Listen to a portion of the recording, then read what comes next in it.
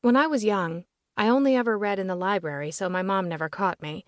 During college, I focused on my schoolwork, so it wasn't until I graduated that I started reading again, feeding the passion for romance inside me. I'd been reading romance novels ever since. Hey, are you even listening to what I'm saying? Delaney, my best friend and roommate, asked as she stood before me with her hand on her robe-covered hip and her hair tucked into a towel. No, I said with an innocent smile. When did Delaney show up? What were you saying?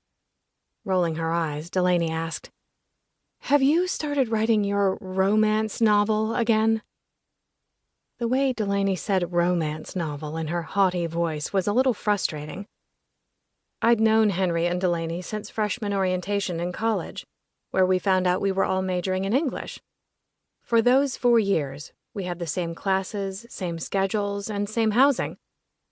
We moved off campus to a small 3-bedroom apartment in Brooklyn after our freshman year, where we still live. Unlucky for me, the walls were thin, the space was tight, and I unfortunately got to know every person my roommates brought home on an intimate level. Given his tanned skin, mesmerizing eyes, and brown hair that was styled just right, Henry was a ladies' man. Delaney, on the other hand, had a couple relationships throughout college, but was now serious with her latest boyfriend, Dirk. Yes, Dirk.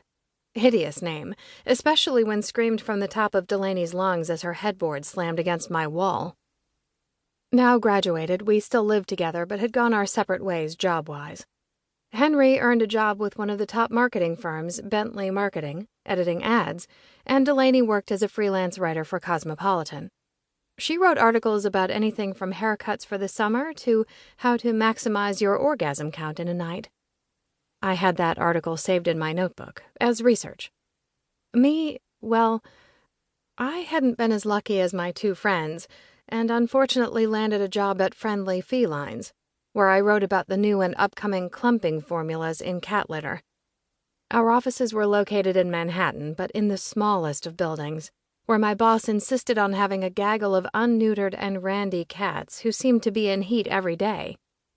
Have you ever listened to a cat whine from needing a little attention when in heat? Yeah, sounded like it was dying. Try writing in an environment like that. By the time I left work each day, I was a walking furball.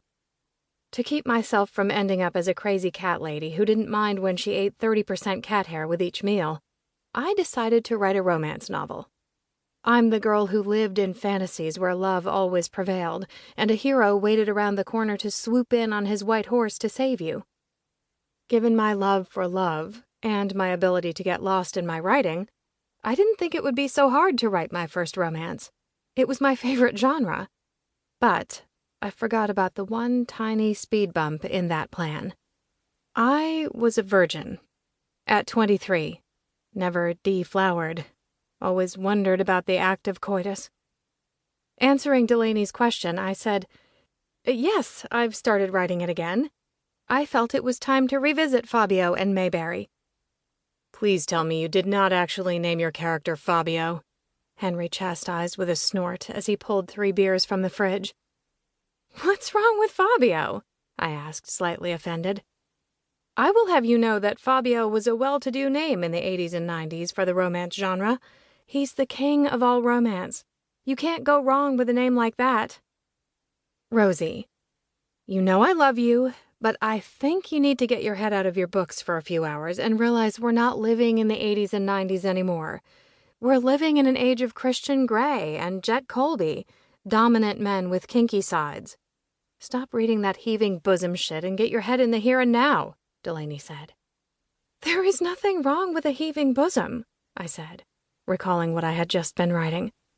What else would bosoms do in the heat of passion? Jiggle? Jiggling reminded me of my Aunt Emily and her Jell-O salad, not 2 passionate humans rubbing bodies together. There sure is, Henry said as he handed Delaney and me a beer.